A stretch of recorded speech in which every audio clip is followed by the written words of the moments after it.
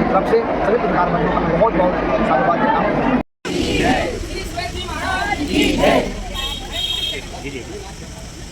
नमस्कार दोस्तों, स्वागत है आप सभी का रंजना के अनदर वीडियो में। आज हम चल पड़े हैं एक बेहद खास यात्रा पर, उज्जैन के पावन तपोभूमि, जहां होने जा रहा है श्री सतपाल जी महाराज जी का दिव्य सत्संग। आइए हमारे साथ इस आध्यात्मिक यात्रा पर, जहां मिलेगा सच्चे ज्ञान का सागर और गुरु कृपा का अनुभव। दोस्तों, पूरी फैमिली के साथ में हम लोग निकल चुके हैं उज्जैन की ओर। फ्रेंड्स, फाइनली हम पहुँच चुके हैं उज्जैन के तपोभूमि, जहाँ सत्संग का आयोजन हो रहा है। चारों तरफ भक्तों की भीड़ और सबके चेहरे पर श्रद्धा और आनंद का झलक दिख रहा है। लेकिन दोस्तों, सबसे पहले यहाँ पर भूमि का पूजन किया जाएगा, जिसके लिए यहाँ पर प्रोग्राम रखा गया है। उज्जैन के तपोभूमि का आश्रम निर्माण स्टार्ट कर दिया जाए, इसी कारण से यहाँ पर पूजन का प्रोग्राम रखा गया है, कि दिल्ली से आए हैं श्री सतपाल जी महाराज जी के पुत्र त्रिभु जी महाराज जी यहाँ का पूजन संपन्न कराने के लिए। वे पूजन समाप्त होने के बाद अब हम आ चुके हैं सत्संग प्रोग्राम में शामिल होने, जहाँ पर त्रिभु जी महाराज जी अपनी मीठी मीठी वाणियों से हमें सत्संग सुनाने वाले हैं। यहाँ सभी भक्तगण भजन, संध्या, गाना, डांस सब एंजॉय कर रहे हैं। आगे की वीडियो आप देखें खुद ओरिजिनल वॉइस में।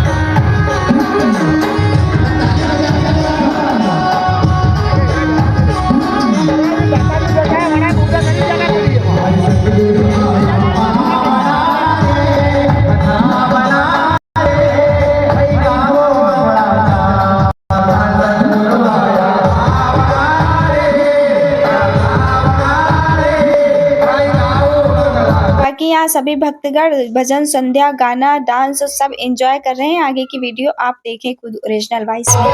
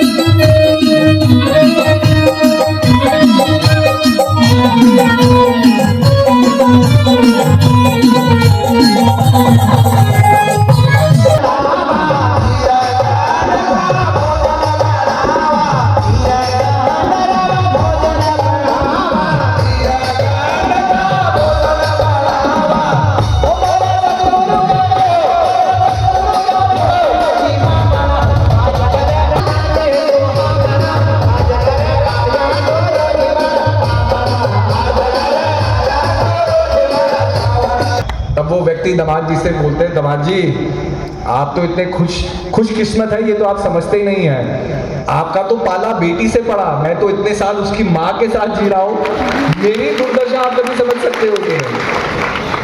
अब ये एक तरह से हम सबकी जीवन की कहानी है। किस तरीके से? क्योंकि जब हम अपने जीवन को देखते हैं, या जीवन है क्या? जीवन पलों और अनुभवों की कड़ी है। अनेकों अनुभव हमारे जीवन में आए, जुड़ते गए, अब याद के रूप में वो हमारा जीवन बन गया। हम याद करते हैं हमने कॉलेज में क्या किया, हम याद करते हैं जब हम यंग थे हमने क्या किया। मतलब यादों की, अनुभवों की कड़ी हमारा जीवन है। अब इस कड़ी में कुछ अच्छे अनुभव है, अच्छे लोगों से मिलना होता है, अच्छे परिस्थितियों से गुजरना होता है। कभी कभी हम कोई मंशा अपने दिल में रखते हैं, वो ये पूरा जो कायनात है उसको बहुत जल्दी पूरा कर देता है।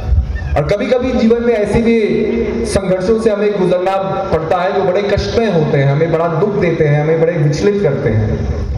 लेकिन विश्व में शांति करना है तो सबसे पहले तो अपनी पत्नी से ही झगड़ना छोड़ना पड़ेगा।